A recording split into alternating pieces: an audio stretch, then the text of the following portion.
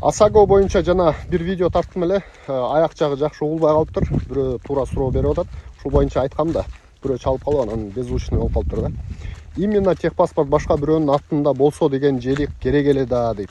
Туура ал суроону да бердим. Ага мага мындай жооп беришти да. Эгерде сен по доверенности айдап жүрсөң бир машинени, колуңда техпаспорт бар, бирок ээси башка.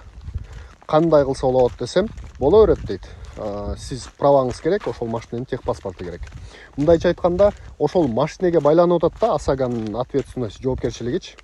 Аны башка бирөө деле айдап жүрө берсе болот экен. Келдиңиз да без ограничений деп туруп өткөрүп койдуңуз, ал машинени сиздин досуңуз, атаңыз, балаңыз деле айдап жүрө берсе болот деген сөз экен да. Эгерде номериңиз сертифицированный болгон болсо, анда вообще сонун экен. Элестетиңиз, бүгүн бир машинени айдап жүрөсүз дагы. Анан ал машинени бирөөгө саттыңыз же бердиңиз, номер чыгарып алдыңыз да башка машинеге койдуңуз. Ал машина деле уже автоматически Асаганын баягы жоопкерчилиги бар экен деп түшүндүрдү. Аны эми по факту кандай болот экенин дагы көрө жатарбыз. Бирок мага түшүндүргөнү ошондой болду да.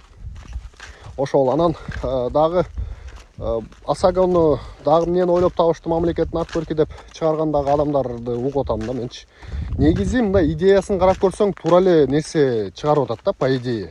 Анан по факту кандай болот, иш жүзүндө кандай көрсөтүлөт, бир Кудай билет анычы.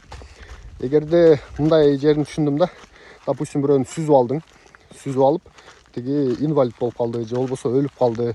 Ошонун степень тяжести деп коет, ошого жараша компенсация берет экен да. Адам өлүп калса 300 000 сомго чейин компенсация болот экен дагы. Биринчи группа инвалид болуп калса 200 000, экинчи группа болуп калса 100 000 деген жерлер бар экен. Анын өзүнүн категориялары жанагы договор түзгөндө окуйсуң го, ошондой перечиндер бар экен да. Ошол жагын көңүл буруп койгула. А так мындай общий алып карап келсең туура эле.